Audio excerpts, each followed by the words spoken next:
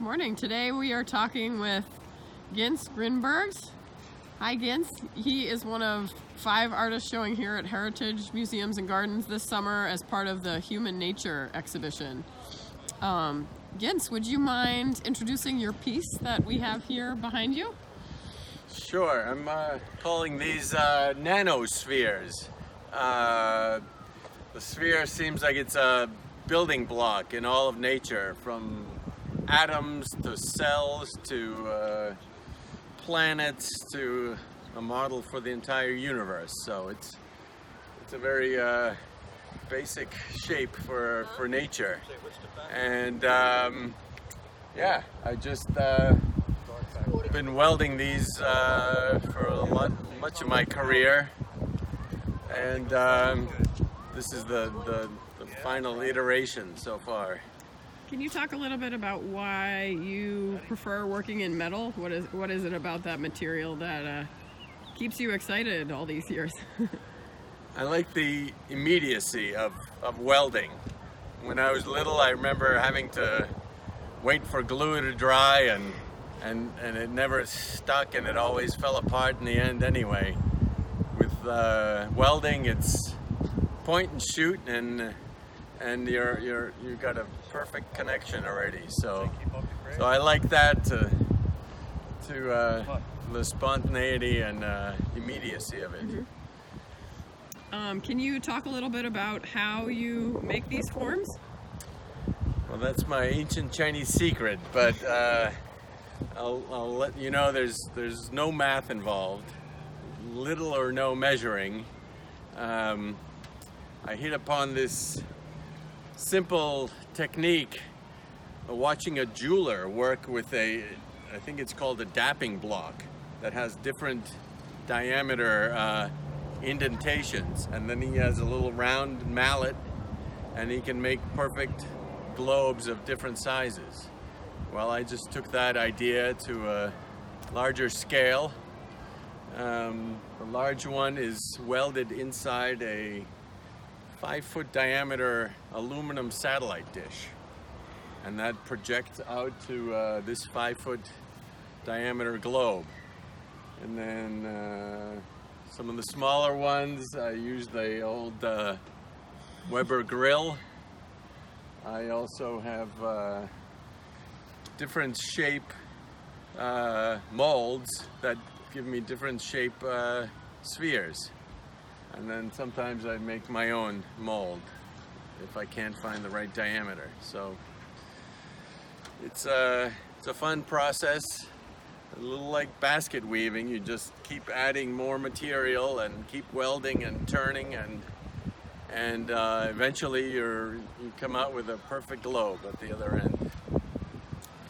Can you talk a little bit more too about what you use as your inspiration? Your references? Yeah, my father was an architect with Buckminster Fuller, and I used to see their drawings and the models in the office, and the model for the Expo 67 up in Montreal. And I wanted my own globe. I wanted a ball of my own, and I realized that it's a little more complicated than I had imagined, but eventually I figured it out. And these aren't the only body of work that you have. You make other oh yeah, as well. I make stainless steel dandelions. Also, the puff is kind of based on a geodesic dome. That form repeats itself in nature.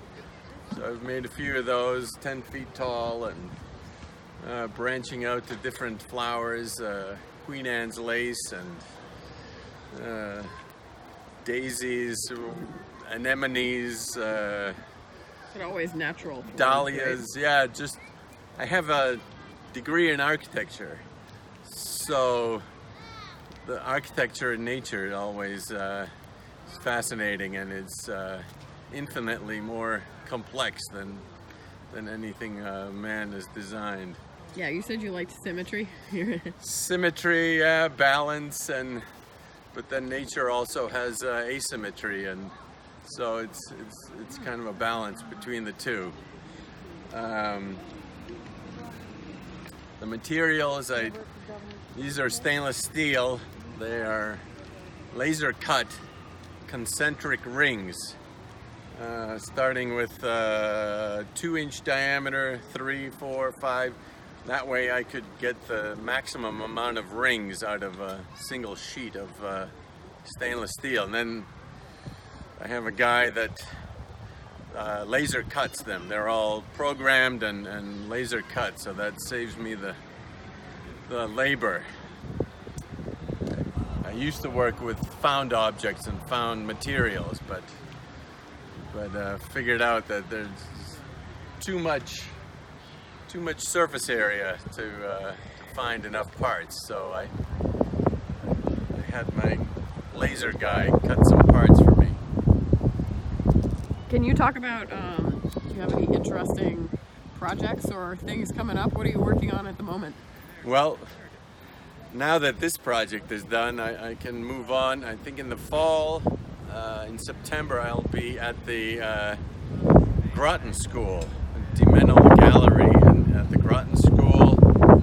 I want to show all my old, I used to make these kind of fantastic creatures, found objects and farm tools, and using old materials to make new and unseen creatures from the future. So maybe a little gene editing, and these will be kind of hybrids in the future from found objects and so forth. So that's my next project. In the summer I teach a little welding class at a summer camp, so that's always fun seeing what the kids come up with, all sorts of crazy ideas and creatures and stick figures, and so that's always fun.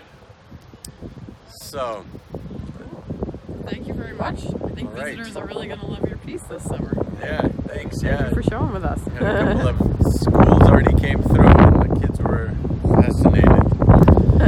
All right.